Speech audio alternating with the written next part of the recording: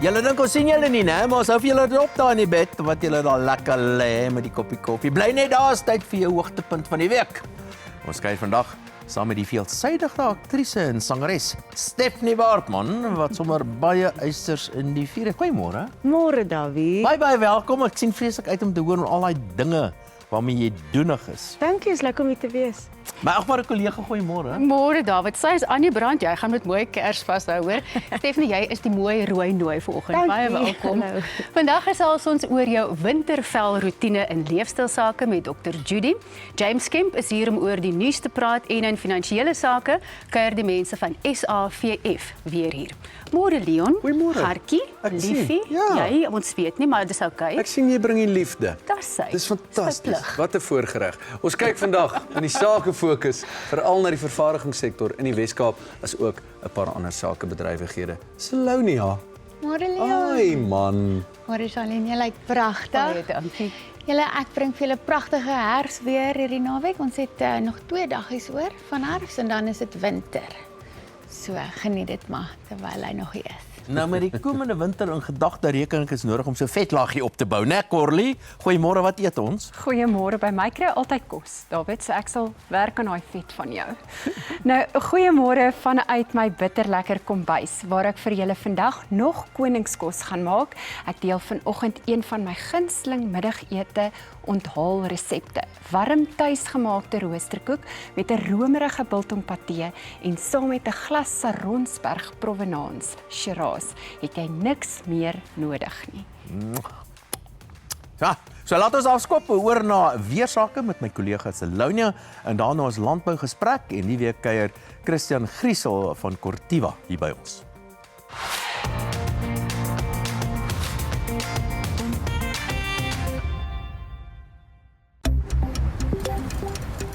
Die weer word met trots aan jou gebring deur Laveld Agrochem.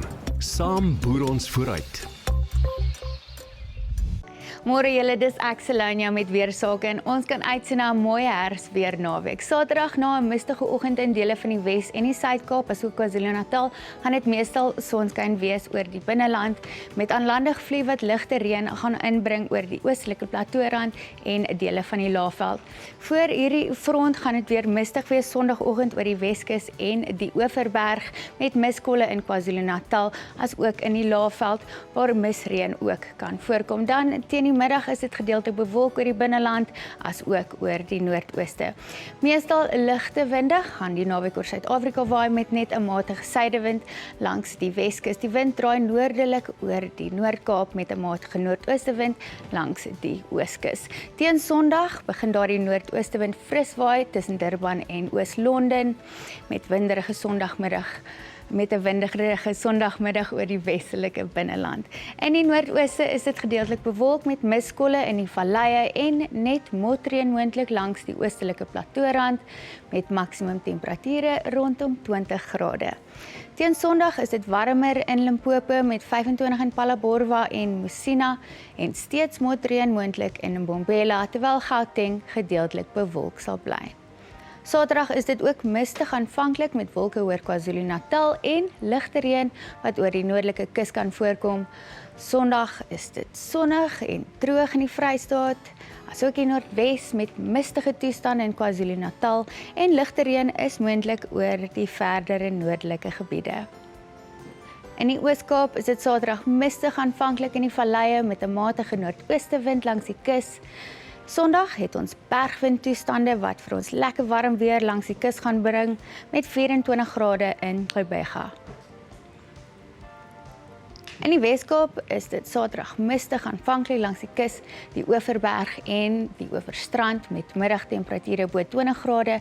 Sondag 'n lieflike 23 grade in Kaapstad na 'n mistige oggend en 26 vir Oudtshoorn en Beaufort Wes. Saterdag is dit mistig in Alexander Bay, maar meestal sonnig en droog oor die Noord-Kaap. Dan teen Sondagmiddag gaan die wind meer optel oor die Noord-Kaapse binneland met later 27 in Appington. In ons buurlande is dit winderig in Loederitz en Walvisbaai andersins droog met net ligte reën moontlik oor die suidkus van Mosambiek. Soortgelyke toestande Sondag met die wind wat effens opdaal in die omgewing van Francistown met 'n maksimum van 22 grade. Teen Maandag het ons steeds aan lande gevloei wat motreën kan inbring vir die Laagveld, as ook dele van Limpopo en eers teen Dinsdagoggend gaan die klein koue front die Weskaap bereik, maar niks ernstig nie, gelukkig. Maandagoggend is dit koud oor die binneland met minimum temperature onder 10 grade. Dan sal dit ook mistig wees langs die Wes asook die Suidkus en miskolle in die ooste. Maar 'n lieflike maandagmiddag wag vir Suid-Afrika met maksimum temperature bo 20 oor die binneland en middel 20s vir die Laagveld, as ook die KwaZulu-Natal se kus. Dit is jou weer, wees veilig en asseblief kyk mooi na mekaar.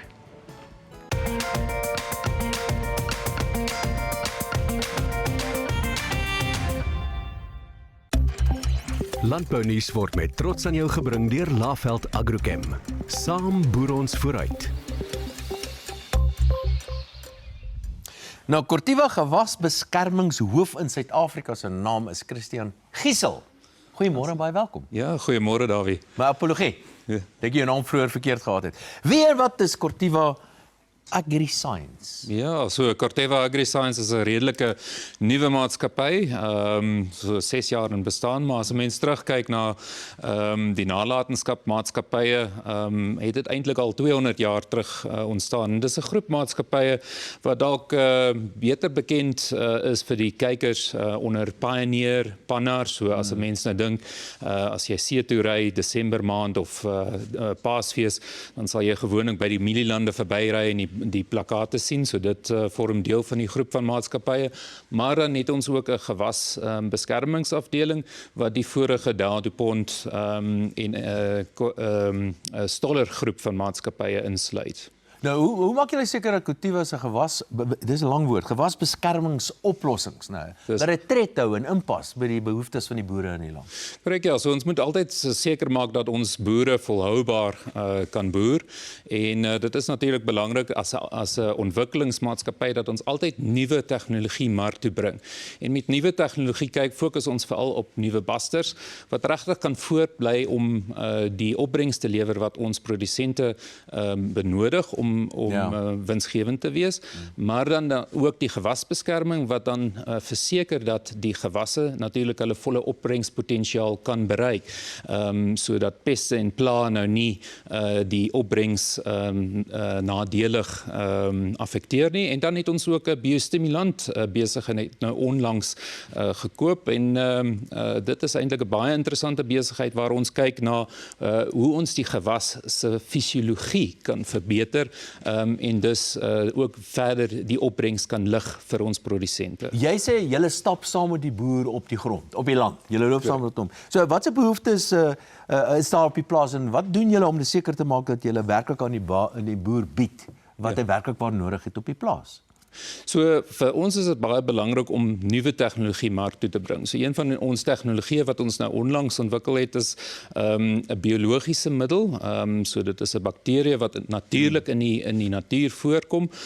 Corteva het toe hierdie mikrobe verder ontwikkel in 'n oplossing wat die boer oor sy gewas kan spuit, en wat hierdie oplossing uniek maak is dat die bakterieë 'n simbiotiese verhouding met die gewas aangaan en vir die gewas die geleentheid bied om stikstof uit die lug basies te kan ontgin en te bind, en dus as 'n bymiddel kan werk om die kunsmisbehoeftes van die plant aan te vul. Net baie vinnig, ons het nie meer tyd, die tyd is eintlik verby. Corteva se Farm Fundi. Wat is dit?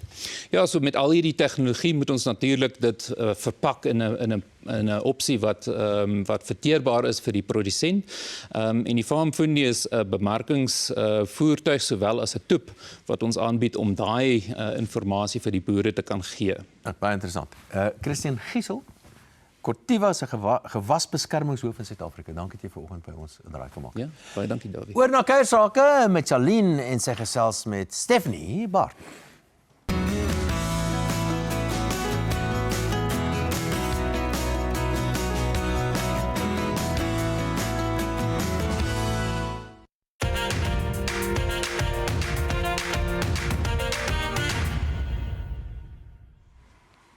Die beeldskone, borrelende Stephanie Baartman. Jy is regtig die mooi rooi nooi, weet jy? Dankie, Charlene. Maar ek wil begin met 'n vraag wat jou nie so mooi gaan laat oorkom nie. Okay. En dis jy haat die vraag, waar het jy so mooi Afrikaans leer praat? Nee, ek haat hom nie. Ek waardeer dit. Want dan kan ek lekker vir mense sê, by my ma. En jy? Maar dit is regtig deel van jou herkoms, jou Ja. grootword. Ja. Vertel vir ons van Humansdorp en die huis waar jy groot Ja, word. Afrikaans is my moedertaal. My ma Angie Baartman, my pa Sunny Boy Baartman. En ons het in Afrikaans gedroom, gesing, pak gekry. So ja, om in 'n pastoriehuis groot te word was baie streng, baie rigied.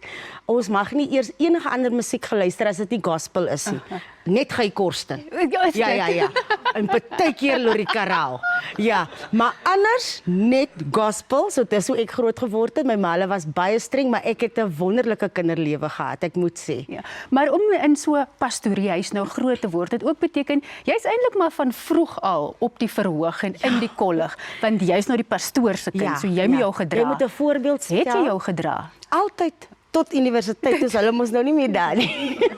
Maar wat het daai rol behels wat jou so in die kollig geplaas het? Ek dink as jou ouers jou kan vorm om 'n voorbeeld te wees vir ander kinders en hulle kry dit reg, is dit 'n goeie ding. So ek dink my ouers kan met trots sê hulle het my gevorm om vir ander jong mense te wys dat dit kan moontlik wees om steeds cool te wees en om steeds 'n goeie mens te wees en 'n goeie kind te wees. So ek was in die worship team vandat ek 5 jaar oud was. Daai tyd nog die kerkkoor, dis dan nog nie van instrumente nie, ons sing net saggies. Ja, so ek was in die kerkkoor van 5 jaar oud af en so het ek groot geword. En dan begin jy maar 'n drama groepie en ons gaan nou 'n toneel opvoer en dan's ek maar altyd eerste. Ja, en by die skool as die juffrou gevra het, "Wie sing so?" Steek ek my hand op. Ek, juffrou, met groot trots. Ja. En het jy pad te geloop na Johannesburg in die regte, ek sal maar so sê, teaterverhoog. Ja, so ek het na diensjaar vir Christus wat ek 'n jaar gedoen het na matriek, met my pa gesê jy moet dan seker nou ook iets agter jou naam kry. Jy kan nie net sing en ek die buitekant in die straat, jy kry 'n graad. So toe gaan ek Northlink College toe in Panorama en daar het ek drama gaan swat vir die eerste jaar. En Woutrien Tron het ons eksamens altyd beoordeel en sy kies toe 5 van ons wat in Pretoria te kan gaan swat by Pretoria Technikon, wat daai tyd Pretoria Technikon, nou TUT. En ek gaan toe saam met 'n paar van my vriende, ek gaan nie name drop nie, maar hulle is baie beroemd, ja. So ek het And saam met so hulle... are you. Dankie, Charlie.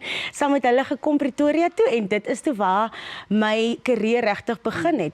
Baie van my vriende het baie vinniger as ek in die industrie ingebreek, en ek het toe 'n hele ander draai eers gevat, maar uiteindelik is ons, kan ek nou sê, ons is almal kollegas. O, Ja. wonderlik. Lady met die Biscuits. Ja. Aangrypende teaterstuk, Christo Davids wat die skrywer is, maar om die rol te vertolk van die ma van 'n seun met Down-sindroom en die tragiese verhaal wat op 'n ware verhaal gebaseer is. Ja. Waar het jy gaan delf om daai te kry? Weet jy, Charlene, baie keer bring 'n regisseur 'n skrip na jou toe en sê dit is wat jy moet doen, maar om terug te kon gaan in die nuus en eintlik te gaan ondersoek instel en video's te gaan kyk oor hierdie ma, en hoe sy opgetree het voor die media. Partykeer kan jy dink dat 'n ma gaan rondval van hartseer en sy gaan nie kan praat nie, maar ek het gaan onderhoude kyk oor hierdie vrou, en gaan sien hoe sterk sy eintlik was. En dan kon ek myself daarmee vereenselwig as 'n ma van 2. Ek het 2 kinders en ek het net elke aand vir myself moes sê, vandag sterf jou kind weer. En ek dink dit is wat my gehelp het om deur hierdie produksie te kom, om myself te sê, dit is wat nou gebeur, dit is hoe ek sou voel as ma. So dit is wat my... Jy het nou verwys na die woord, jy het nie die woord sterk gebruik nie, maar jy is ook 'n sterk vrou. Ons sien jou nou as hierdie borrelende mens, maar daar was maar 'n tyd in jou lewe waar dit moeilik gegaan het. Ja. En om dan vol sirkel te kom tot by 'n teaterstuk soos Hoort. Vertel vir my vinnig daarvan. Wat beteken Hoort vir jou? Hoort is 'n soeke na waar ek belong. En ek moet dit in Engels sê want baie keer gee dit vir my 'n ander betekenis. Want om in te pas is een ding jy pas maar nou in by die groepie en daai groepie, maar waar hoort jy regtig? En soos jy vroeër gevra het, wat praat jy nou eintlik? Wat is jou hoe praat jy so mooi Afrikaans? Hoort ek nie ook daar nie? Hoort die taal nie ook aan my nie? My soeke na wie ek is as Stephanie, waar ek groot geword het, hoekom ek is soos ek is, hoekom ek lyk soos ek lyk, was deur moeilike tye. En ek vertel daarvan in hierdie produksie. Wonderlik om jou hier te ek gaan nou verder met jou gesels, maar eers begin Corlie met die kos en dan gesels ek.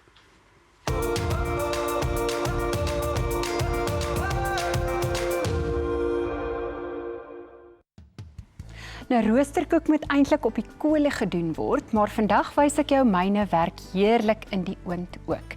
Nou die resep is die perfekte kombinasie van rook, kole, vars brood, sout, biltong en diep winterwyngeure. En die lekkerste deel, alles kan maklik by die huis gemaak word vir jou volgende rugbykuier of wintermiddagete onthaal. Nou ons het eers begin met die tuisgemaakte roosterkoek deeg.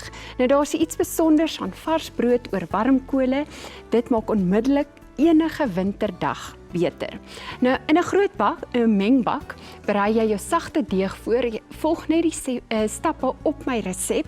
Dit is regtig maklik en eenvoudig om dit te maak. Onthou, dis belangrik om die deeg goed te knie en te laat rus en dit gee daardie sagte, ligte of lugtige tekstuur binne in die roosterkoek. Dan vorm jy dit net in vierkante of ronde kante, ronde stukke en reguit vuur toe of oontoe. Nou ek is besig om myne hier voor te berei. Ek het smeer bietjie botter ook. Onthou net 'n wenk, jy moet dit gereeld draai. Nou terwyl die deeg dan nou rys, kan jy met die biltongpatee begin. Nou hierdie is waarskynlik een van die maklikste, maar lekkerste smere of patees. Nou in 'n mengbak het ek hierso roomkaas en dan vars room. Dan ook biltongpoeier of jy kan fyn gerasperde biltong kan jy ook gebruik en dan swart peper wat ek ook hier gaan bysit, vars petersilie en ek het dit nie op die resep nie, maar jy kan dit bysit, is bietjie timie of iets soos graseie. Nou al wat jy dan nou doen, jy meng dit alles saam tot romerig en glad. Nou eenvoudig en maklik soos dit is al wat dit vat. Nou die biltong gee die heerlike soutigheid en die roomkaas maak dit romerig en fluweel sag. Nou ek hou daarvan dat daar nog klein van hierdie stukkies biltong binne in die patee ook is. Maar maak seker jou bestanddele is kamertemperatuur, dan meng dit ook net makliker saam en gou is alles klaar. Nou die roosterkoeke gaan nou stadig onder die rooster gaar word in die oond vir jou by die huis oor die kole natuurlik. Nou wanneer ek terug is, begin ons die broodjies dan nou bou met heerlike toppings bo-op. Charlene gesels nou eers verder met Stephanie.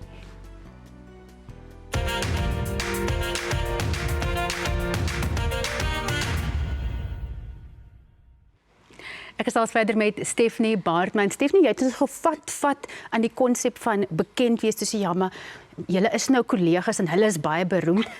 Maar om in twee baie suksesvolle TV-reekse en dan een wat 'n sepie geword het te speel, dit is nogal iets om oor trots te wees, né?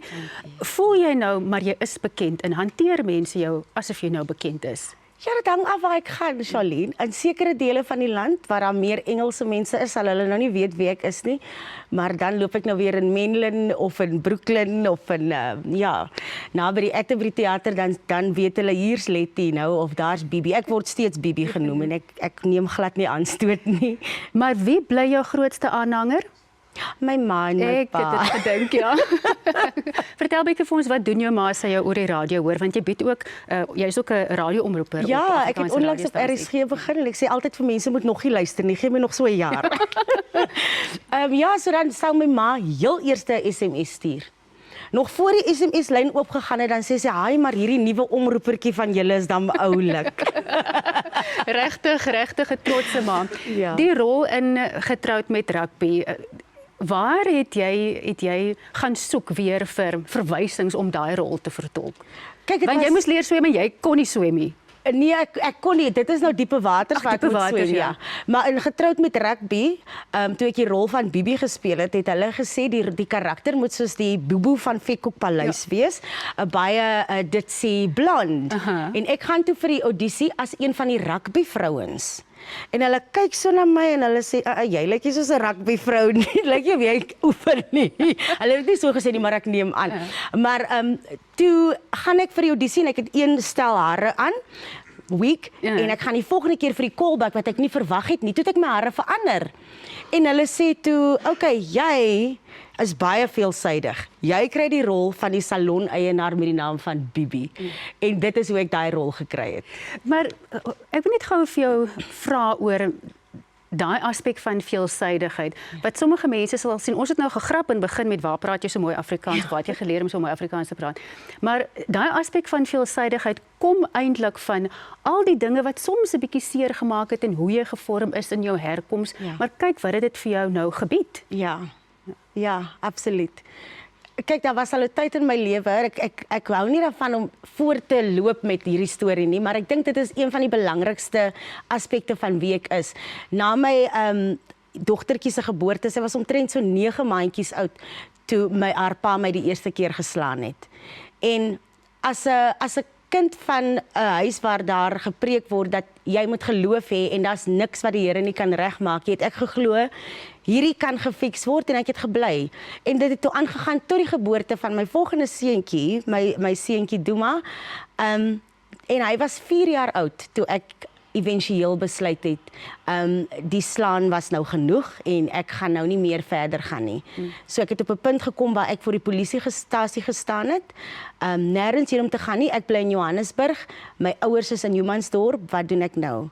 Ek het nêrens om te gaan nie en gelukkig was daar een van my vriendinne wat ek nog nou en dan in kontak kon mee wees, want jy weet mense wat jou mishandel, hulle sny jou af. Ja, so dit was een van die eerste dinge wat vir my gegaan het. Ek het niemand gehad om te kontak nie en haar nommer het in al die jare nie verander nie en ek kon haar toe skakel en sy het ons kom haal en die res is geskiedenis. En direk daarna kry ek die audisie vir Getroud met Rugby en dis waar ek toe weer myself kon vind.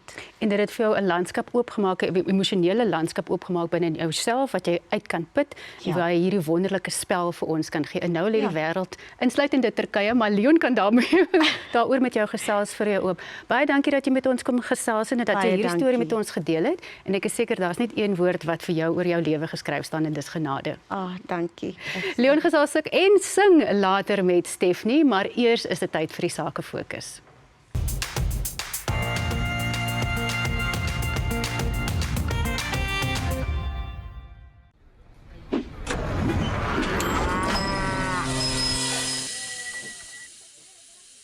Pollen, besigheidsfinansiering.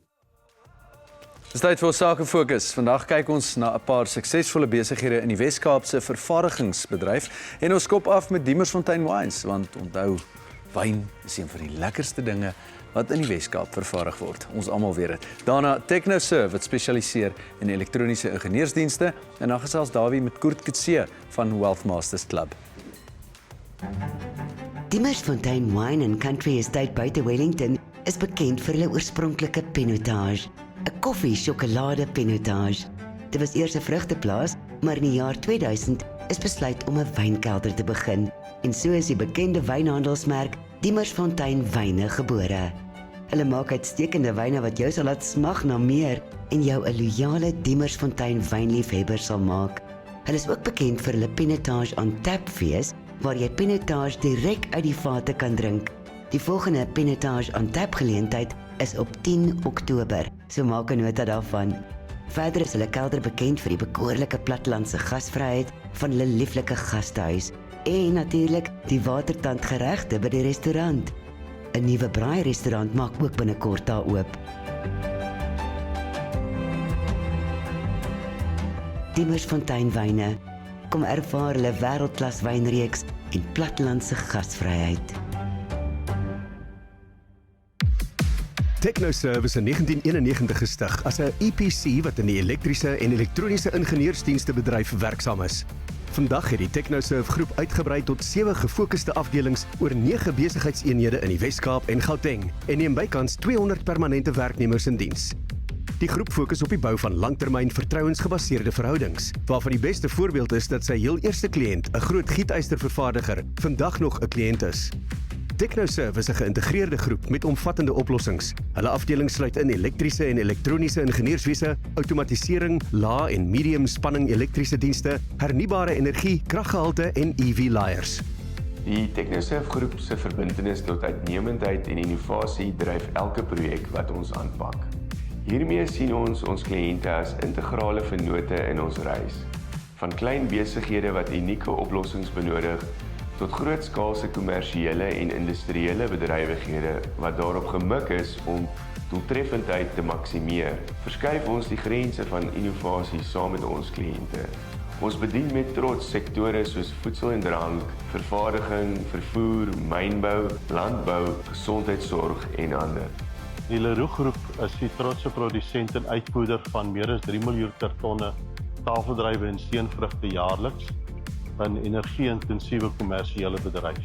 Ons het die TechnoServe groep genader vir 'n omvattende oplossing om ons afhanklikheid van kragnetwerk te verminder en hulle het nie teleurgestel nie. Ons 4 plase in die Wes-Kaap het hulle bykans 20 netwerk-aansluitpunte gekonsolideer. 5.2 megawatt se sonpanele geïnstalleer, 2.5 megawatt uur se batteryberging bygevoeg en 2.8 megawatt dieselopwekkers gekoppel.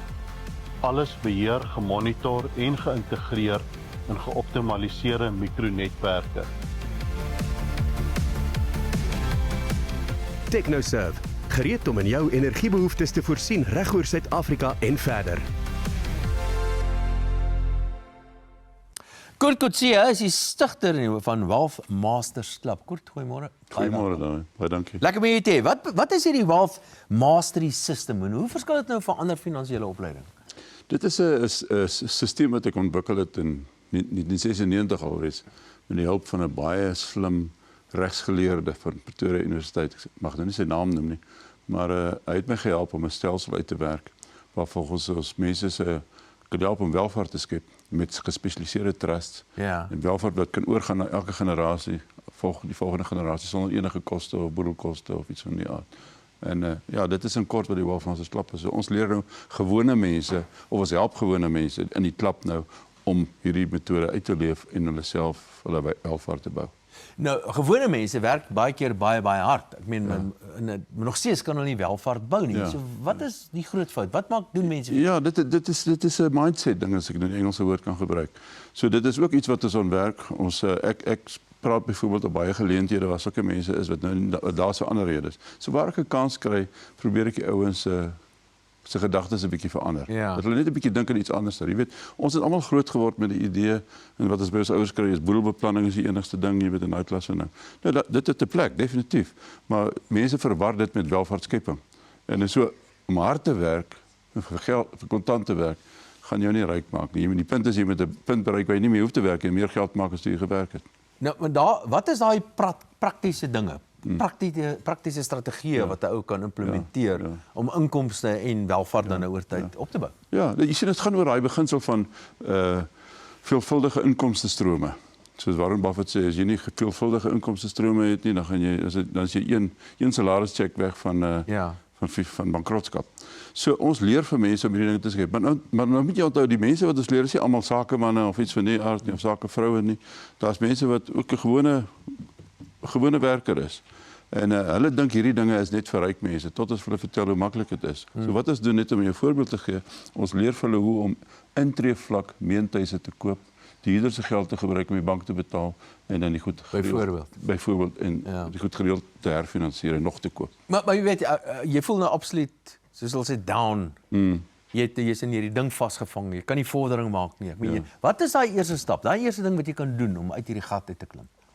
Ja, die eerste ding wat ons doen is natuurlik iemand moet nou sit met een van ons spesialiste wat nou kyk na sy situasie. So die wil moet net eers daar wees. Dit moet iemand wees wat wil hoor. So as ons hom net daar kry en wanneer ons vir hom 'n voorbeeld gee, ek doen dit nou nie self nie, maar daar is nou geregistreerde finansiële ouens wat vir hom die regte advies gee in die klas ook. So hulle kyk na sy huidige opset in terme van sy kontantvloei en sulke dinge, sy bekostigbaarheid, sy kredietwaardigheid. Al daai goed word nou in ag geneem. Maar dis nie sommer enige wat dit kan gedoen nie. Jy moet nou 'n goeie rekord hê, skoon rekord hê, so aan jy weet. Alhoewel die trust die eiendom koop, teken jy nog steeds surety vir die trust. So daai klas so goed is as ons dit eers met 'n ou gepraat het gebaseer op sy huidige situasie. Dan verstaan hy dit net soveel makliker en dan is hulle vuur en vlam. Jy het net verwys na mindset, jy Ja, weet, of jy moet ja. ergens op 'n plek wees Ja. in jou kop. Wat Ja. is daai groot verskil tussen nou wat nou suksesvol is finansiëel en 'n ander wat nou nie het nie, wat nou betref van sy van wat in sy kop aangaan? Ek dink dit hang ook baie af van die mense waarmee jy jouself omring. As jy met mense werk of met mense assosieer of kuier of wat ook al wat dieselfde dink as jy, dan maak dit 'n groot verskil. Nou dit is een ding van die klap nou. Ons kry al die mense met die verskillende denkwyses bymekaar in die klap. Een is daar vir eiendom, ander is daar vir trust, maar uiteindelik kry hulle saam en hulle praat met mekaar. Dit is nou gesien op die netwerkgeleenthede wat so reël vir ons klap se mense. Baie sukses kom uit daai voorbeeld uit. Dan change die mindset. Kurt Coetzee is die stigter van Wealth Masters Klub. Dankie dat jy weer by ons reg gemaak het. Nou, van nog 3 besighede in die vervaardigingsbedryf wat al 3 in die Parel gelees, onder andere Construction, of wat jy plek staan, Isipani Construction, en daarna gesels Leon met die bestuurende direkteur vandag. Sedert 1948 het die Malan familie se nalatenskap in die Parel begin, toe Henny en Marie Malan Dairy met 'n nederige naoorlogse begin gestig het. 3 generasies later het dit gegroei tot een van die Wes-Kaap se mees vertroude verskaffers van kwaliteit suiwelprodukte, eiers en drankies. Dis nog steeds in trotse familiebesit en word nou bedryf deur Henriette en Neil Goosen. Of jy nou 'n restaurant, hotel, skool of spyseniersbesigheid bestuur, jy kan dieselfde persoonlike diens, betroubaarheid en produkgehalte verwag, waarvoor die Malan naam al vir meer as 75 jaar staan. Van vars melk en room tot kaas en jogurt, hulle fokus is op diens, kwaliteit, prys en verskeidenheid. By Malan's Dairy is hulle werknemers soos familie, toegewy aan die lewering van konsekwente kwaliteit en warm persoonlike diens. Met die hartlikste dank en diepste waardering vir Henny en Marie Malan en aan Daniel Goosen. Malan's Dairy, hulle lewer kwaliteit van hulle familie aan joune via e-pos, WhatsApp, hulle aanlyn bestelplatform of hulle vriendelike kliëntediensentrum. Hydraberg Hydraulics is in 1990 in Parel gestig en na 36 jaar lewer hulle nog steeds net eerste klas diens. Hulle is tans die 3de generasie wat die besigheid verder bestuur met nuwe dinamika. Die besigheid fokus op ingenieurswese, hidroliese en pneumatiese stelsels en spesialiseer in ontwerp en vervaardiging van soortgelyke projekte. Die maatskappy bied 'n wye reeks produkte wat die industrie ondersteun en hanteer die verskaffing en maak van spesifieke pype.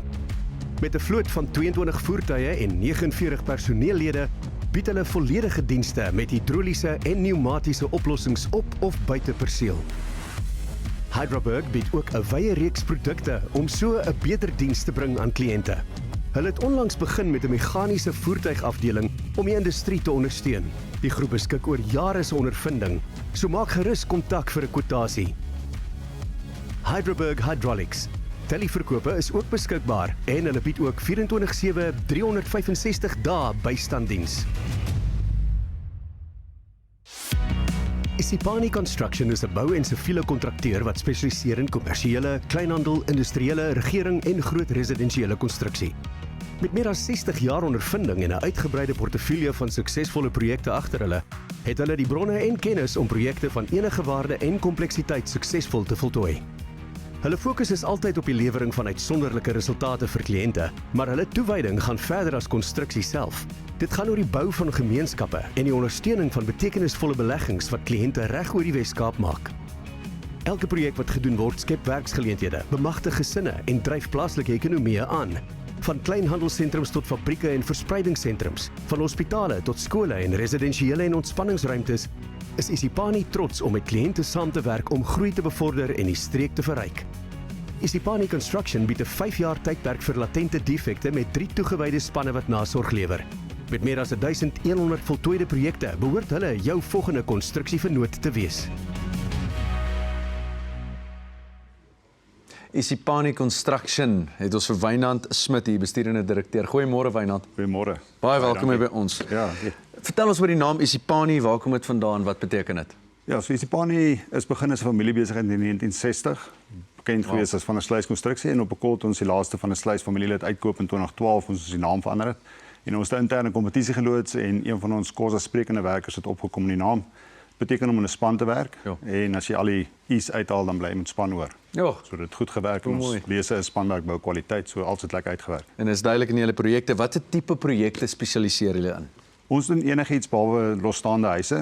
Ons doen wel residensiële woonstelblokke. Ons doen kommersieel, industrieel, woonstel, winkelsentrums. Basies enigiets van R1 miljoen tot R750 miljoen per projek. Die konstruksiebedryf het baie uitdagings. Daar's tydsdruk, daar's vaardigheidstekorte en dis meer. Hoe hanteer Isipani dan nou hierdie uitdagings in die landskap en terwyl julle nog steeds daai kwaliteit werk lewer wat julle doen? Ja, so ons mense is uit ons belangrikste doel met dit. So ons het regtig bekwame mense wat ons terreine hanteer en lei en saam met die professionele span die inligting vloei reg kry sodat ons kwaliteitwerk op tyd kan lewer. Ons het ook ons eie toerusting, ons het baie van ons eie toerusting wat ons na terreine toe kan stuur wanneer dit nodig is om tyd op te maak. Ja, so dit is basies ons het reg kry. Hoe lank is julle al aan die gang? Ek bedoel jy het nou gesê 1960. Watte eienskappe hou 'n maatskappy soos julle sin suksesvol oor soveel dekades? Ons het 'n baie sterk kultuur in die firma van spanwerk en met dit ook 'n baie goeie baresisteem en ons mense het ingekoop in dit. En met die mense wat ingekoop het in daai baresisteem sien ons onsself as deel van die span wanneer ons met 'n projek betrokke raak en uit dit bou ons verhoudinge met kliënte. En met die kliënte wat ons dan het, ons het ook 'n baie goeie nasorgdiens wat ons lewer aan kliënte. En ja, met dit ons 3 spanne wat op die pad is voltyds en ons lewer daai diens aan kliënte om seker te maak ons hou ons naam in die bedryf baie sterk. En jy praat van daai naam en hoe belangrik is so 'n naam nie in die bedryf nie. Sou jy sê dit is wat julle onderskei van ander konstruksiemaatskappye ook in die bedryf? Ek dink definitief so. En een van die ander goed wat ons ook onderskei is ons firma ons samestelling is dat 15% behoort aan die Isipani Foundation wat baie goeie werk in die bedryf lewer. Wonderlik. En dan 10% aan die werknemerstrust en die res word weer in die besit. En al 9 van ons werk in die firma voltyds. Ons word nie toegelaat om buite die firma te werk nie. So enige kliënt wat met Isipani werk sal iewers met een van die aandeelhouers te doen kry. Wynand Smit, besturende direkteur van Isipani Construction. Dankie dat jy draai gemaak het. Baie dankie. Dawie volgende met ekonomiese sake.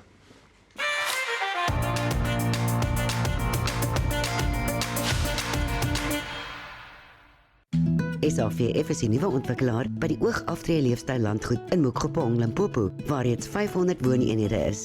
Hulle ontwikkel nou 320 nuwe wooneenhede en 60 midsorgeenhede wat dit die grootste aftree leefstyloord in die land sal maak. Wel, ek het gereken om so vinnige opsomming te gee van waar die ekonomie homself vandag bevind en hoe lyk dinge die vooruitsigte oor die volgende klompie maande. Die Reserwebank het toe nou en ek dink heeltemal korrek besluit om rentekoerse te verhoog na 7% vir die terugkoopkoers of die repo-koers, 25 basispunt verhoging. Ek dink dis die regte ding om te doen. Om verskeie redes, maar die belangrikste enkele rede is dat deur rentekoerse nou vroeg in die siklus te begin verhoog, stuur die Reserwebank 'n baie belangrike sein aan die res van die ekonomie en dit is hulle probeer inflasie verwagtings laer te anker. Onthou nou, as hulle nou gewag het en nie rentekoerse dadelik verhoog het nie, het ons gewonder, is die Reserwebank regtig ernstig om rentekoerse of inflasie in toom te hou? En ek dink deur vroeg in die siklus te begin, het die Reserwebank 'n baie duidelike sein gestuur. Maar wat gaan nou verder gebeur oor die volgende klompie maande? En hierso is wat ek reken gaan gebeur. Natuurlik kan ek verkeerd wees, dan kan natuurlik iets anders uit op die ouend werklik waar gebeur, maar dit is wat ek dink gaan gebeur. Die oliepryse het natuurlik baie skerp gestyg.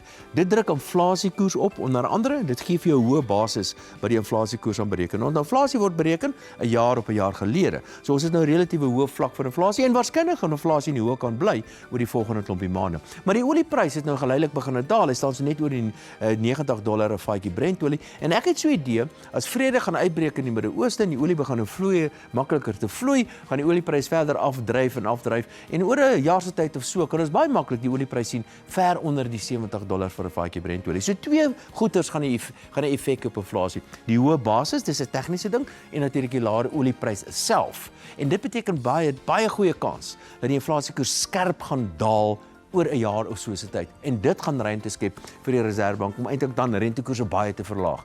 Maar wat gaan volgende gebeur? Ek dink dit hang nou maar af van die werklike inflasiekoers oor die volgende maand of 2, 3. Met so 'n bietjie geluk kan ons wegkom sonder 'n verdere rentekoersverlagings. Maar die goeie nuus dink ek, natuurlik kan dinge verkeerd gaan, maar die goeie nuus dink ek is oor 'n jaar of wat praat ons van heelwat laer rentekoerse en hooplik ook sterker ekonomiese groei. Volgende is dit 'n nuus sake en 'n gesels met James Kemp daaroor.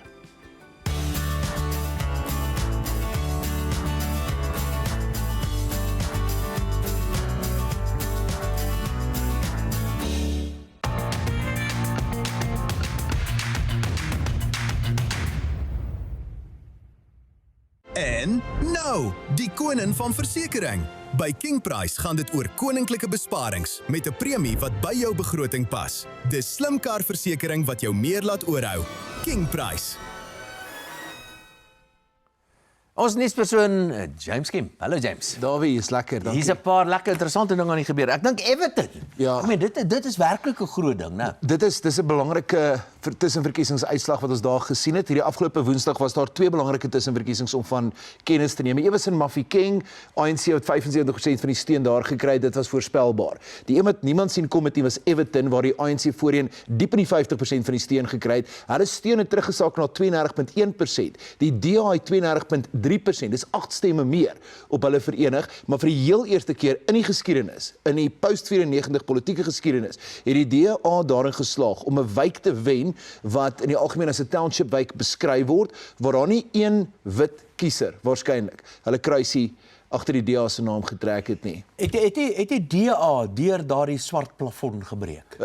Dis baie moeilik om te sê. Kyk, ons praat hier van een wijk, een tussenverkiesing. En ons praat van 32%, ons praat van 8 stemme meer as die ANC. Dis baie moeilik om te sien, maar as ons kyk na die moontlikhede wat daarmee saam sou kom as die DA, kom ons sê, deur die spreekwoordelike swart plafon sou breek, dan as ons kyk na Pretoria, is daar wel 'n moontlikheid dat die DA saam met partye soos die VF+ en sê maar die ACDP 'n koalisie kan vorm sonder die onbetroubare Action SA en Herman Mashaba, sonder die onstuimige Julius Malema en die EFF en sonder sonder die ANC. Luister, julle joernaliste het was allerhande kontakte, julle allerhande bronne wat vir julle allerhande goeders lek en gee en so aan. Vertel vir my, wat is die nuutste verwagtinge wat Johannesburg gaan betref? Ek het 'n baie interessante gesprek gehad met iemand wat peilings doen en hulle gaan binne die volgende maand gaan hulle daardie syfers bekend maak. Maar dit lyk of die DA byvoorbeeld in Pretoria wel deur die 40% sou kon breek, dat die VF+ tussen 7 en 8% in Pretoria sou pyl. Nou as ons daarna kyk, dan praat ons van 'n raps minder as daardie 50% plus 1 drempel wat nodig is om 'n volstrekte meerderheid in byvoorbeeld Pretoria te vorm. Zille wat baie goed doen in hierdie stadium in Johannesburg. Ek was in 'n stadium bekommerd dat Zille dalk te vroeg begin het met haar veldtog, maar dit lyk tog of sy momentum behou in aanloop tot die verkiesing op 4 November en nou met die registrasie naweek later van dese maand gaan plaasvind, is dit ook verskriklik belangrik, of ten minste in Junie maand gaan plaasvind, is dit verskriklik belangrik vir hierdie partye, vir die DA, vir die VF+, vir die ander oppositiepartye wat deel van hierdie koalisie kan vorm om hulle kiesers by die registrasiepunte uit te kry. Ek wil jou daaroor vra, maar as jy gee vir my 'n syfer, wat sê hierdie bron van jou oor die ondersteuning van DA in Johannesburg? In Johannesburg word dit ook redelik hoog gereken dat dit selfs dalk diep in die 30% sou kon strek. Nou dit is steeds nie, Dawie, dit is steeds nie daar waar dit moet wees om 'n seker oorwinning vir die DA byvoorbeeld te bewerkstellig sonder Herman Mashaba, wat self ook 'n burgemeesterskandidaat is.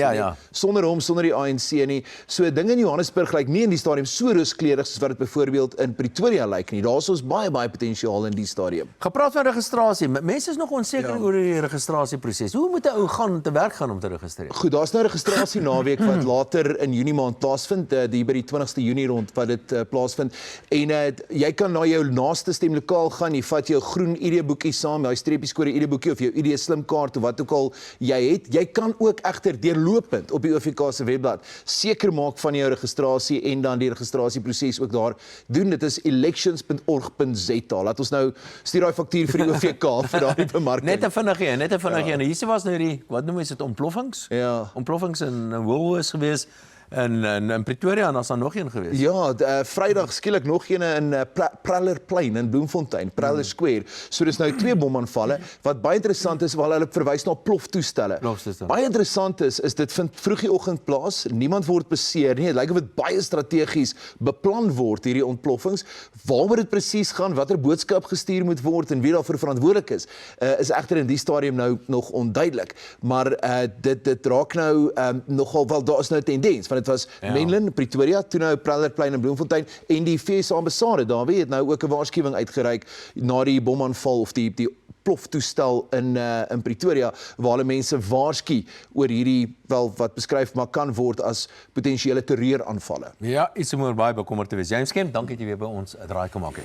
Nou, Ontbytsake het verlede week die wyntoerisme konferensie in Stellenbosch bygewoon en ons wys julle nou wat dit alles behels en daarna is Celine met die mense van Romic Consulting.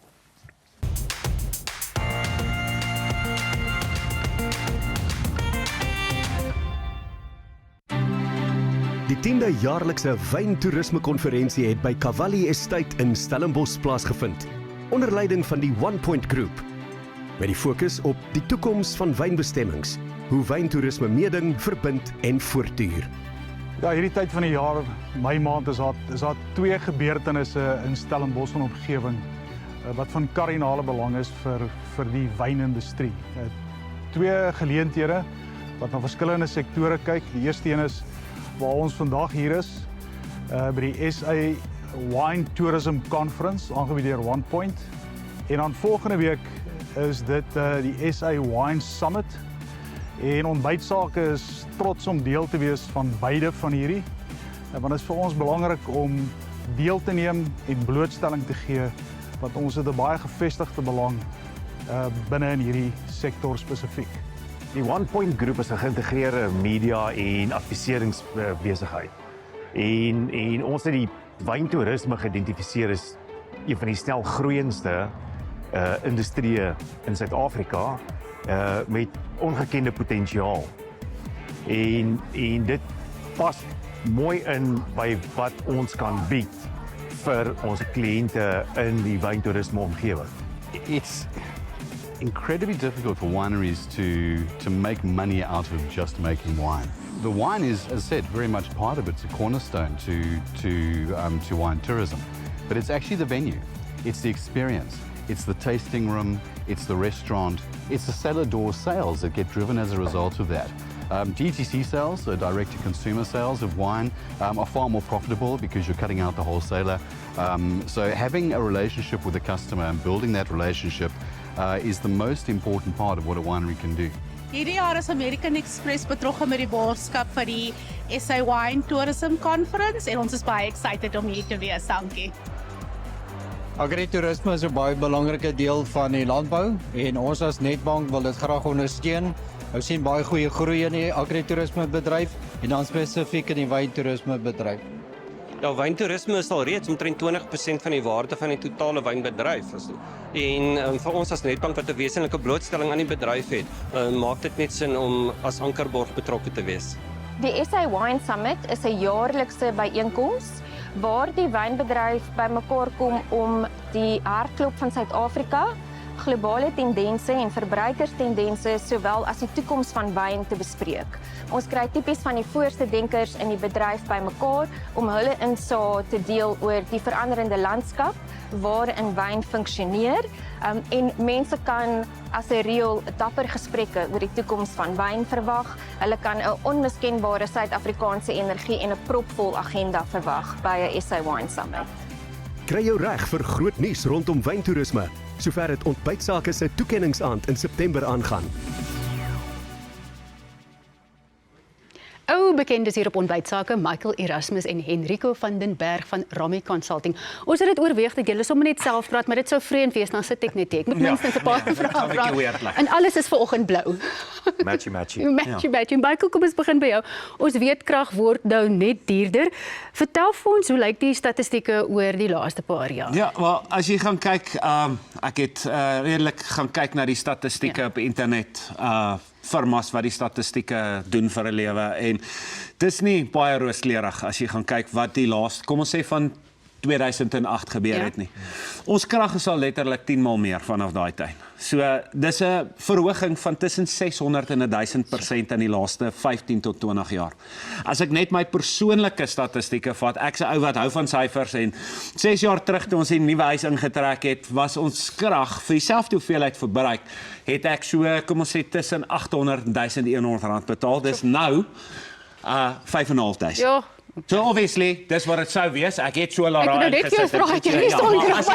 As jy nou pleinweg op die eenhede gaan en vat dat ons nou al vandat ons ingetrek tot en met nou betaal ons nou R4.85 per kilowattuur. So dis absoluut skokkend. Dis by verre meer as inflasie. So Enrico, daar's nou twee opsies vir 'n huiseienaar, nee. Jy kan nou of jou geld vat en in sonkrag belê of jy kan jou geld in die bank los en dat hy rente trek. Vertel vir ons watter opsie is die beste. Ek weet wat jy gaan sê, maar verkoop dit. Wel, as mens kyk na banke is 'n lae risiko, daar's veilige groei op jou geld deur rente daarop te verdien. Okay. Die rente en die opbrengs is natuurlik bietjie beperk deur inflasie. en belasting. Sonkrag aan die ander kant het dalk 'n titseltjie hoër investeringskoste, maar maandelikse besparing, as ook die prysverhogings wat jy so vryspring, maak dit in my opinie net 'n beter opsie. Soos Michael genoem het, en ek het vroeër in die week met een van my kliënte gepraat wat by pakket 3 begin het. Sy kragrekening is van R6.800 na R600-700 max toe. Mens kan baie doen met die oorblywende geld. Die kijkers kan self daai wiskunde doen op die einde van die dag. Maar hoekom is dit so belangrik om in die regte tegnologie te belê, want hulle is nie almal gelyk nie? Baie goeie vraag, en dit is so maklik met die hoeveelheid verskillende produkte wat daar deesdae op die mark is dit so maklik vir 'n kliënt of 'n kyker om in die verkeerde maatskappy, verkeerde tegnologie mee te begin, en sodoende skiet jy jouself in die voet. Ons aan die ander kant, Roumik, julle weet, kykers weet, kliënte weet, ons maak slegs gebruik van beste produkte, goeie waarborge, en sodoende het hulle gerusheid rondom dit. Ja, nou Michael, jy kom nooit hier aan met leë hande nie. Wat se promosies het jy vanoggend vir ons? En ek sien die mystery boxes weer terug. Ja, die mystery box is terug. Ja. So, ons het 4 ongelooflike pakkette nou lekker net so voor die winter, voor ons kragrekeninge nou weer die hoogtes in gaan skiet, met die verwarmers en al daai tipe van goed. Pakket 1, as jy so lank 'n voet in die deur wil kry, kan jy kyk na 6 610 watt panele met 'n 5 kW hybrid inverter, nuutste tegnologie van sy soort, met 'n 5.12 kW lithium battery ten volle geïnstalleer vir slegs R87. Pakket 2, as jy bietjie meer onafhanklikheid soek, is aan 12 panele, 'n 8 kW inverter met 2 5.12 kW lithium batterye vir slegs R127. As jy bietjie groter huishoudelike behoefte het, kan jy kyk na pakket 3 wat 16 panele is, 'n 12 kW inverter. Dan vir die eerste 5 kliënte wat hierdie week hulle bestellings plaas, gaan ons daai 2 5.12 kW lithium batterye gratis opgradeer na 'n 16 kW lithium battery. Daai pakket vir slegs R159. Dan vir ons boere, besighede, het ons pakket 4 wat ons 3-fase stelsel is 32 panele. Dis 'n 20 kW 3-fase hibriede stelsel met 2 16 kW lithium batterye ten volle geïnstalleer vir slegs R298. So, dis baie belangrik. Gryp daai fone, nie WhatsApp nie, SMS. Die woord Roumik na 43366. Al ons besonderhede is op die skerm. Dan vir al ons kliënte wat in die volgende 2 weke gaan belê in die stelsels, hulle name gaan weer in die mystery box in, en glo my, hulle het gesien met die vorige ontbytsake, uitstekende prys. Hierdie prys gaan nog beter wees. Altyd vrygewig, die mense van Ramik Consulting. Baie dankie. Leon vind nou by ons projekbestuurder Erik Venter uit waaroor sy volgende sake fokus gaan.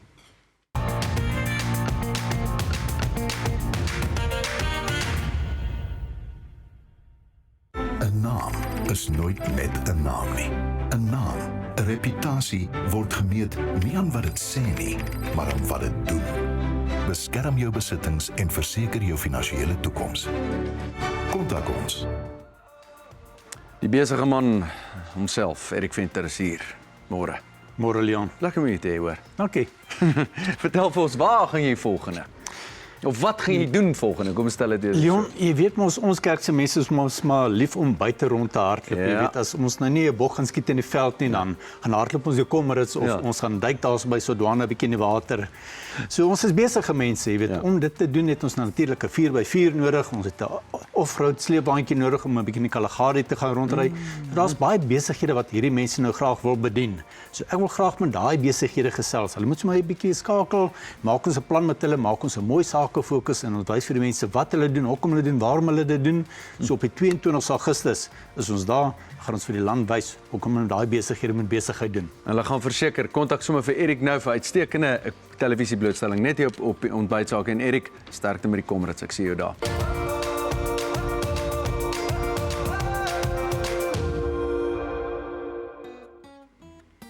Nou, ons roosterkoeke is perfek gaar. Goudbruin buite en lekker sag aan die binnekant. Nou dis nou tyd vir die lekkerste deel en dit is die aan mekaar sit van hierdie broodjie.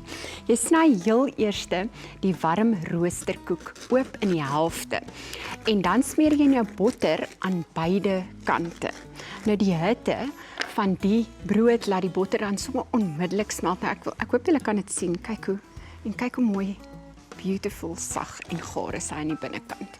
Nou dan smeer jy nou daai dik laag van die botter. Eers die botter aan die buitekante en dan 'n dik laag van die biltong patee op die onderste helfte. Nou moenie skaam wees hiermee nie. Die patee is regtig die ster van vandag se gereg. Nou volgende gaan daar dan 'n vars roketblare bo-op. Die peperagtige smaak van daai roket werk ongelooflik mooi saam met die soutbiltong en dan daai Cabernet Sauvignon. Dan voeg ek ook 'n lepel van die gekarameliseerde eie by. Die sagte soetheid balanseer die soutigheid perfek. Nou laastens die gekerfde biltong bo-op saam met 'n paar pekanneute vir krakerigheid en ekstra tekstuur. So kom ek begin gou met van daai stappe waaroor ek nou gesels het. So ek gaan net so vinnig 'n laagie. En jy sal sien die botter soos ek genoem het, smelt op hierdie broodjie want hy is nog so effe warm. Dan vat ons nou 'n molderlike skep van ons patee en dan maak ons hom net so effe plat. En dis dan nou hier waar jou roketblare opgaan.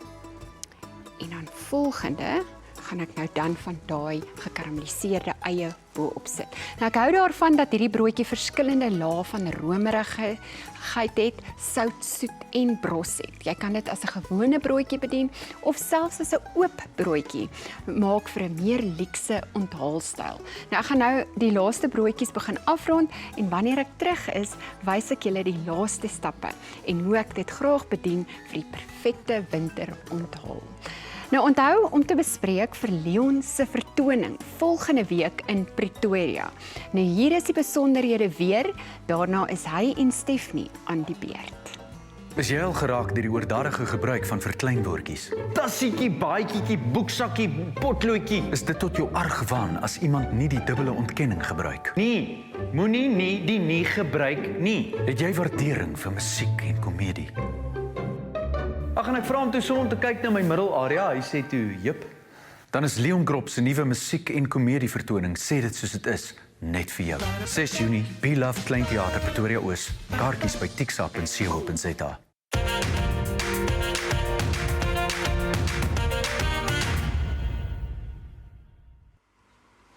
Man, die enigmatiese, die nimmerlike, die fantastiese. Stephanie, ja. Hallo Leon. Stef, hoe lyk dit? Goed en jy? Man, onverbeterlik vandat jy hier is. Ag, is altyd lekker om hier te wees. Dis heerlik om jou hier te hê. Vandag is regtig vir my baie lekker om saam met jou te kuier. Ons het al goeie saam gedoen en dit is vir my vir my so voorreg om jou nou hier nou sien ek hier is 'n mikrofoon. Ek het 'n gitaar en alles, maar ons gaan nou vir die mense ietsie sing. Okay, ek is Want kyk die vrou kan baie dinge doen, maar sing is een van daai dinge wat sy besonders gedoen. Vinnig mixtape van die liefde. Dit was 'n show wat ons saam met Anna Davel en 'n klomp ander wonderlike gedoen het. Wat was jou behalwe om saam my in die show te wees? Ja, ek wou dit sou my eerste antwoord gewees het natuurlik. Wat staan vir jou uit as jy net so vinnig terugdink? Want dit was 'n mooi ou showtjie. Dit was regtig vir my 'n voorreg. Ek meen om saam met Jana Silje te werk eerstens. Hemel, ja. Ek dink nie baie akteurs kry die geleentheid om saam met haar te werk nie. Sy's nogal eksklusief. Absoluut. So dit was regtig spesiaal. Anna Davel het my vertrou in die produksie. Ja, en natuurlik om saam met jou te sing, om poesie te kan doen en poesie op 'n ander manier te kan verstaan en te kan vertolk was iets besonders. En nou is daar 'n interessant een. Ek het reg sing saam met Koenraad Raal en Stiaan Brouwer wat opkom. O ja. Vertel my 'n bietjie daarvan. Ja. Is dit 'n nuwe gedoente? Dit is 'n nuwe gedoente. Hy gaan nog ook geskryf word deur Johan Slabbert. Ons is nog baie in die proses. In die vars fase. Ons werk nog daaraan, ja. Maar ek het net gedink Steen speel my man op televisie op Diepe Waters en ons sing nou en dan saam. Kom ons doen 'n showtjie. So ja, ons sien uit daarna. Ons werk hard daaraan. Dit gaan lekker wees. Hoorie, maar ek sien baie uit om dit te hoor. Maar nou waarvoor ek nou die meeste uitsien, is omdat ons nou hier vir die mense 'n bietjie terugvat op 'n nostalgiese reis. Ja. Is jy reg vir dit? Ek is doodreg. 'n Stukkie Lorika Ram. Ag man. Dis maar 'n mooi ou liedjie.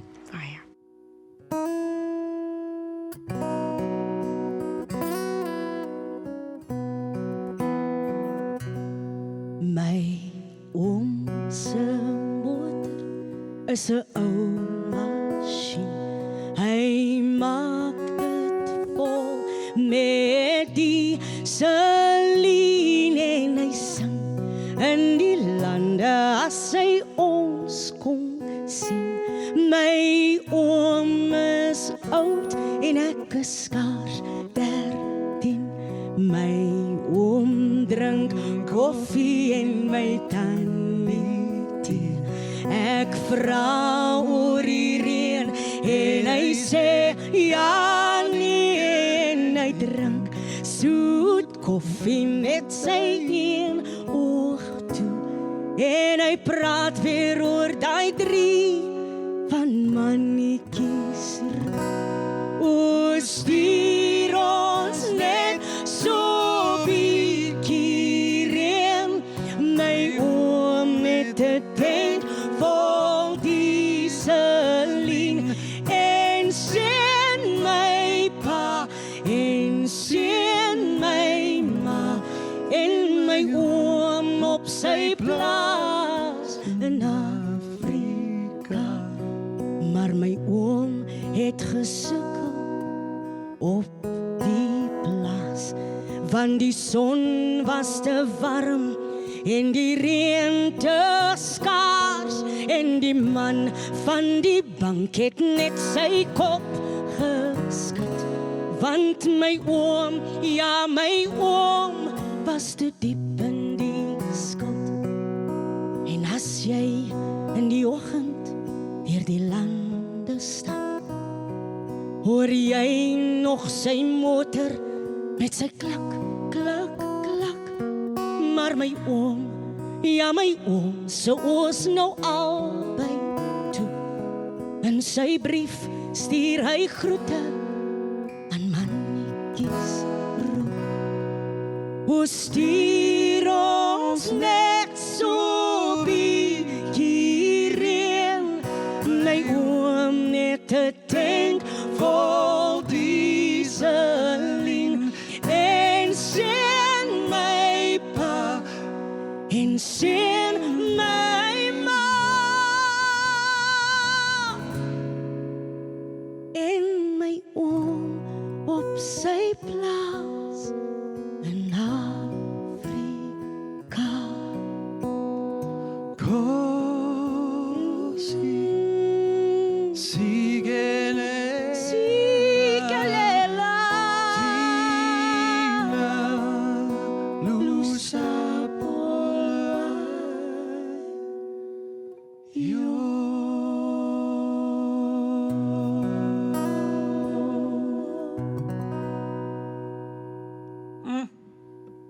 Stephanie Baartman. Ontbytsake kuier graag saam met ons kykers op sosiale media, soos Facebook, Instagram en YouTube. Ons bied ook uitstekende advertensiegeleenthede daarop.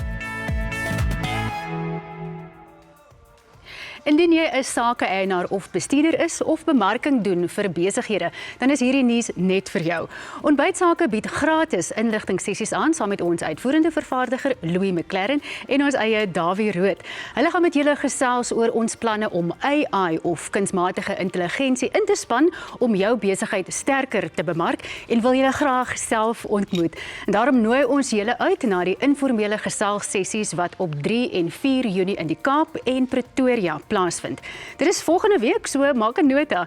Die een in Pretoria word by King Price se Moonshot Cafe gehou en in die Kaap by Workshop 17 by die W&A Waterfront. Vir die wat in Kaapstad bywoon, is daar natuurlik ook 'n wynproe-geleentheid na afloop van die sessie. So as jy belangstel om een van hierdie geleenthede by te woon, stuur 'n e-pos aan tianvw@ontbytsake.co.za en laat weet of jy in Pretoria of Kaapstad wil bywoon. Dan stuur ons vir jou die nodige inligting aan.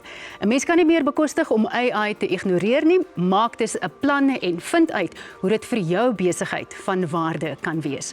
Ons kyk nou na wat die ontbytsake toekennings wat in September plaasvind in nou hierdie jaar. Kaartjies is nou te koop en daarna kubersake. Die glans, die prestige, alles in die Sunbet Arena op 10 September. Die ontbytsake toekennings 2026 met internasionale kunstenaar Lauren Allred, die stem van Never Enough, 'n rooi tapijt toekenningsaand saam met Sake Elite, ook met optredes deur Elvis Blue, Karen Lamb, Elandrey en Elmay Chur. Kaartjies is beskikbaar vanaf 1 Mei by pixa.co.za. En Ontbytsake se kaartjieskamer.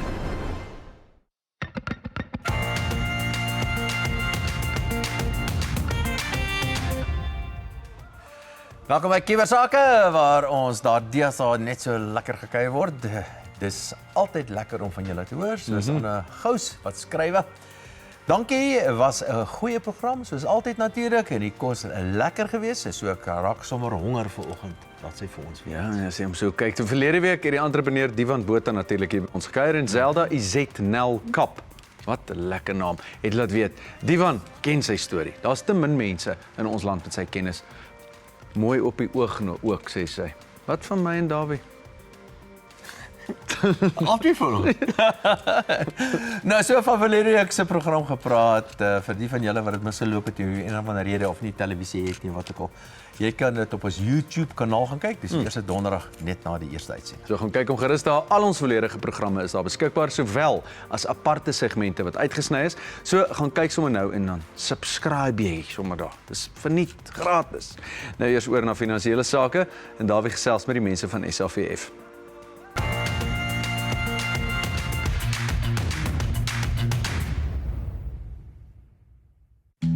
SAVF se ontwikkeling by die Oogaftreë landgoed in Mokgopong, Limpopo, is waar jou droom aftreë leefstyl 'n werklikheid word. Dis hier waar natuur, welstand en moderne gerief perfek saamvloei in midsorgeenhede en ruim 3 slaapkamer woonhuise.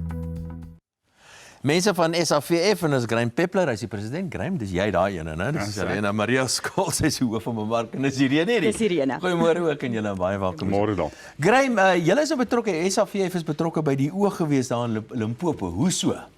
Dawie, die geleentheid het so 'n jaar en 'n half terug op ons pad gekom. Jy het nou die dag ingevlieg soontoe. Dis 'n wonderlike omgewing daar in die Bosveld, daar in die Waterberge.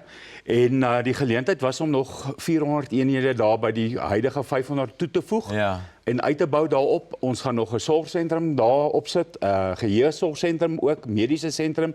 So die toekomsplan is groot daar. In die Bosveld, ons het 'n 200 hektaar wildskamp. Jy het nou sien op die advertensie, daar's 'n kameelperde en alles daar.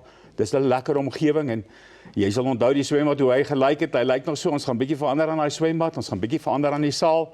Ons gaan dit meer nuut maak. Wat was heerlik om daar te wees, werklik waar. Ek meen hierdie Bosveld atmosfeer, dis net jy kan dit nêrens anders te kry nie. Jy praat van aktiewe veroudering. Wat beteken dit?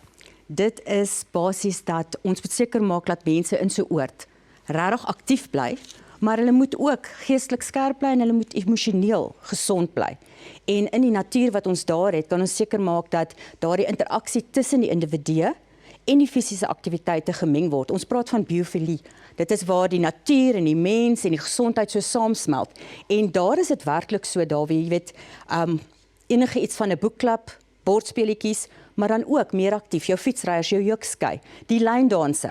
Alles gebeur daar. Maar wat kan nou beter wees as om te stap in die natuur en aktief te bly in die natuur terwyl jy kyk na die voëls. En dan terug te kom te kan swem en net regtig deel te kan wees van alles wat daar is in 'n veilige omgewing. Dis 'n voltydse vakansie klink dit vir my. Julle praat oor van gesondheidsorg daarso by die oog. Wat behels dit al? Gesondheidsorg is meer as net die fokus op die mediese aspek. Ja, ons het 'n kliniek daar, ons het ook die tuisversorging. Dan kyk ons ook daarna wat ons die 24 uur tienersorg het. Maar meer belangrik is dit waarop ons nou fokus en dit is geheuesorg. Jou Alzheimer persoon, jou dementia persoon en ons skep die gedeelte daar waar daardie persoon vrylik nog kan rondbeweeg, maar veilig kan wees. Maar gekombineer daarmee, baie belangrik, moet jy kyk na die emosionele kant en dan natuurlik is dit belangrik dat jy 'n maatskaplike werker het wat gefokus is daar. En daar is dit by die oog absoluut. Jou maatskaplike werker bly op die oord of leef saam met die mense. Want geestesgesondheid by die ouer wordende persoon is 'n werklikheid. Weet, ons kan lekker speel en ons kan lekker alles doen deur die dag, maar vanaand maak ons nog steeds daai deur toe en eensaamheid kan ons bekruip. Inderdaad. Ja, jy het nou verwys na die ontwikkelingsdaalse wat julle mee besig is. Hoe vorder julle? Daar het so 'n bietjie van 'n hiccup gehad met die plaaslike regering en die planne wat moes goedgekeur word. Dit het so 6-7 maande gevat. Maar ons gaan in die volgende maand die eerste 4 skoueenhede begin bou. Ons is tans besig hard met 'n projek om 'n 1 megawatt sonplaas aanleg op die plek op te sit. Ons is besig met die nuwe rioolwerke. Op 'n stadium gaan ons onafhanklik raak van die raad en dis waar mense wil wees. As jy dink aan waartoe dinge gaan, Ja. ek bly in Hartbeespoort, ek weet hoe dinge lyk daar en dis wat die toekomsplan is. SAVF se mense, Graham Peppler, dis daai en daarso wat die president is, en Maria Skols, hoof van bemarking. Dankie dat julle by ons draai gemaak het en Dankie, met ons Dawie. kon gesels het oor die oog. Dankie Dawie. Pragtige plek. Leefstylsake is volgende en vandag gesels Celine met Biomedical Emporium se brand bestie, die pragtige Marlie van der Merwe.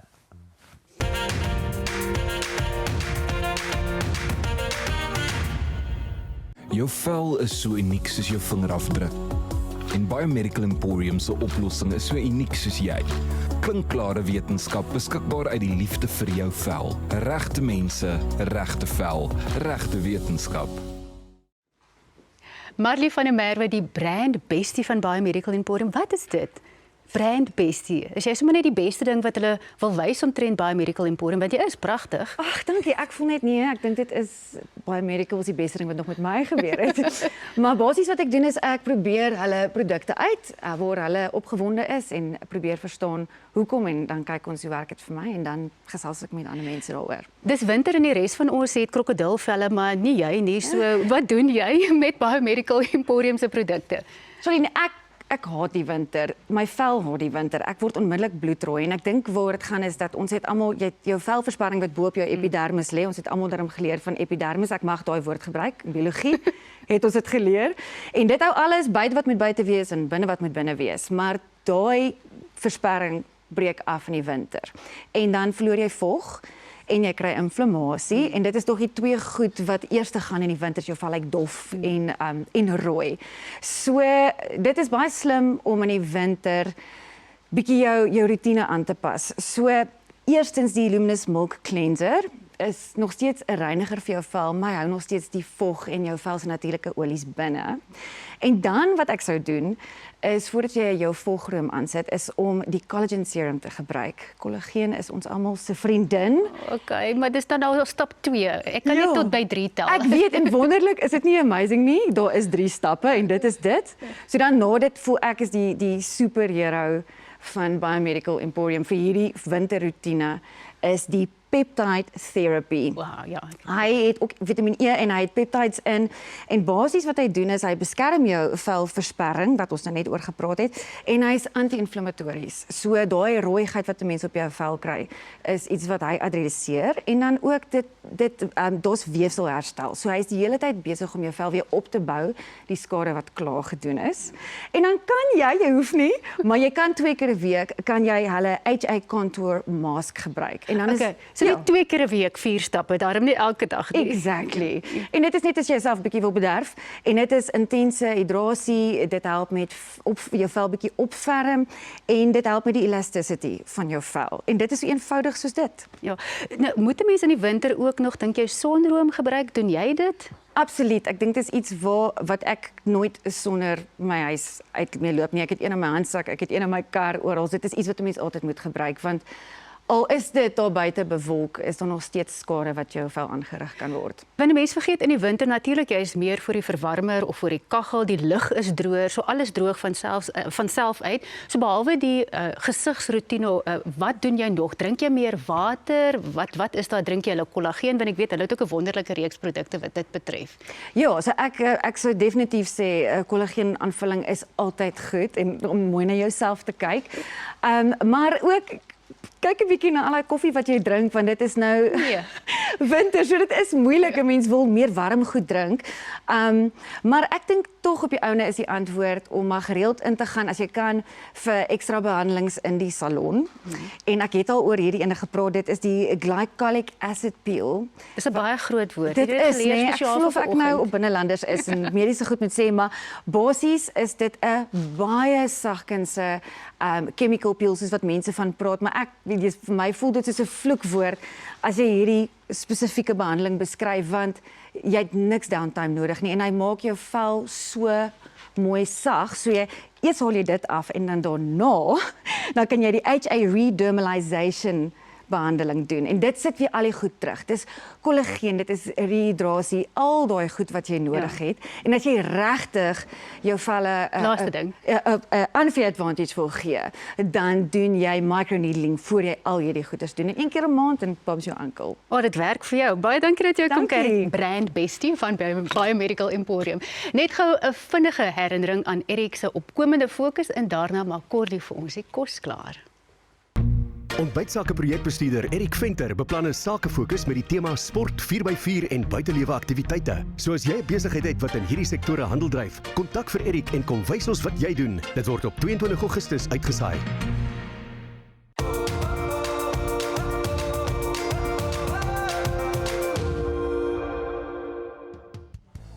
Nou opdiening is altyd vir my die mooiste deel. Nou ek bedien die warm roosterkoeke op 'n houtbord vir daardie rustiek onthaalgevoel met 'n stukkie kan jy natuurlik 'n breinpapier of 'n bakpapier net onder sit. Ek voel nie dis vandag nodig nie. Nou ek het broodjies almal mooi klaar alreeds opgedien. Julle kan sien hoe mooi lyk dit hier langs my. Nou bo-op gaan nog dan nou 'n bietjie vars roketblare soos ek verduidelik het, gekerfde biltong en 'n paar pekanneute. En dan natuurlik jou eie. Nou jy kan ook klein bakkies ekstra biltongpatee langsaan of op die tafel sit, want almal gaan op nog 'n stukkie brood van dit kan smeer. Nou die warm roosterkoek, die romerige patee en die sout biltong werk ongelooflik mooi saam. En saam met die wyn voel dit sommer soos 'n luukse plaasstyl wintersete. Nou hierdie resep is perfek vir rugbydae, kuieraande, om die vuur of selfs 'n ligte wintermiddagete saam met vriende. Nou kom ons rondgaan hierdie laaste bord af. So volgende sit ek my biltong. Kan net so 'n paar stukkies neersit. Dan het ek my gekarameliseerde eie. En dan net so 'n paar neute. Spriet-eie.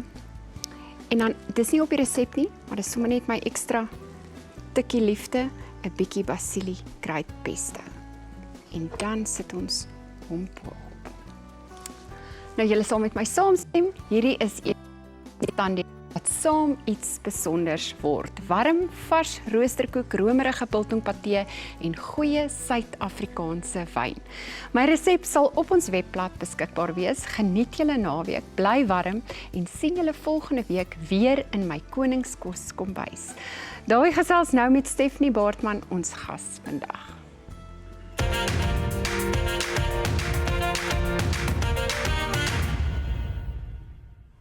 My beurt om met Stephanie te gesels. Jy het nou lekker met my kollegas gesels en gespeel en so en maar so. ek het uitgesien na hierdie. Ja, ek het ook uit. Ja. Dis die lekkerste gedoen. Jy het nou die onderwerp nou self aangeroer. Okay, so ek wil nou as ek nou mag. Okay. Wil ek nou verder hou. Jy het nou genoem dat jy was wat geslaan. Jy was aangeraak geweest deur jou man en jy het nou besluit genoeg is genoeg en so aan. Kan jy raad gee vir mense wat in 'n soortgelyke situasie is vandag? Ek dink die grootste probleem met vrouens of mans wat in so 'n situasie is, jy dink eerstens worry oor wat gaan die mense sê, want jy steek dit mos maar weg. Kyk, my ouers het eers uitgevind nadat ek amper 3 jaar in die situasie was, want ek het altyd gedink dit gaan hulle seermaak, ek wil hulle nie seermaak nie en wat kan hulle doen? En dan ook, wat gaan mense sê? Jy weet, wat gaan die publiek sê as hulle moet uitvind dat dit is toe nou die slegte besluit wat ek in my lewe gemaak het om hier te bly. Daar is niks wat jou daar kan hou, wat meer belangrik is as jou veiligheid en jou kinders se veiligheid nie. En dat daar mense is daar buite wat jou wil help. En net jou trots in jou sak steek en sê ek moet dit doen. So jy sê nou vir my iets wat nou vir my nou eintlik 'n soort van 'n lig is wat nou aangaan. Dis die skande wat daarmee saam. Dit is 'n groot probleem dat vrouens baie keer dink en jammer dat ek nou so daarop druk oor vrouens want maar ek is 'n vrou so vir vrouens gaan dit altyd oor die skande, jy weet. En as jy kyk na as ek my kind so instuur in die skool en ek sien daar's 5 kinders, kan jy maar weet 3 van daai kinders se mammas gaan deur dieselfde ding. Maar hulle bly, want eerstens is dalk 'n finansiële besluit. Jy dink jy gaan dit nie finansiëel op jou eie kan maak nie. En net die groot ding van wat sal mense sê. En dan gaan jy al hoe dieper en dieper in hierdie probleme en jy bly en môre oor môre is jou kind in dieselfde situasie en hulle dink hulle moet bly. Daardie ding wat jy gekry het om iets aan te doen, wat was dit? My dogter het 'n tiener geword onlangs en ek het besef, ek het vroeër met iemand ook gesels dat ek 'n voorbeeld moet stel vir my dogter. Ek moet 'n voorbeeld wees vir my kinders. Toe my kinders vir my vra, mamma gaan dit vanaand weer gebeur. En hulle was maar 8 en 4 op daai stadium. Gaan dit vanaand weer gebeur? Toe besef ek, hulle kan nou sien wat aangaan. Sy was maar 9 maandjies oud toe dit begin het. Toe ek besef, ek kan dit nie meer langer wegsteek nie. Ek is besig om kinders te vorm wat gaan dink dat abuse normaal is. Wat gaan dink dat dit geweld oukei is. Genoeg van die swaar onderwerp. Ons sal vinnig 'n draai maak by saam as Fly Sapphire en daarna gesels ons verder. Vlieg met die lugredery wat die nasie bymekaar bring. Vriende, familie en kollegas. Met meer vlugte, meer gereeld na al die groot stede in Suid-Afrika en verder. Fly Sapphire, vir die liefde van vlieg.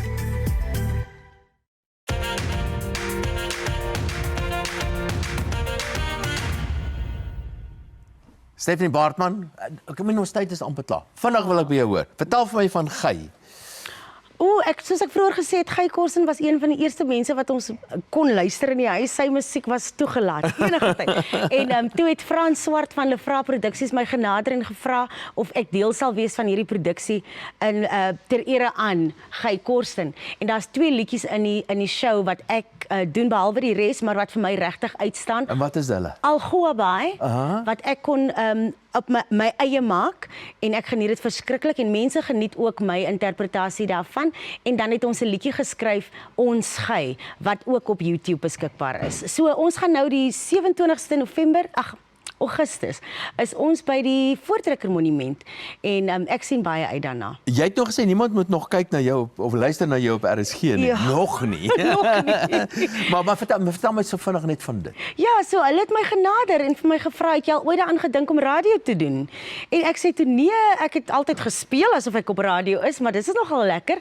So ja, toe gee hulle vir my die opleiding.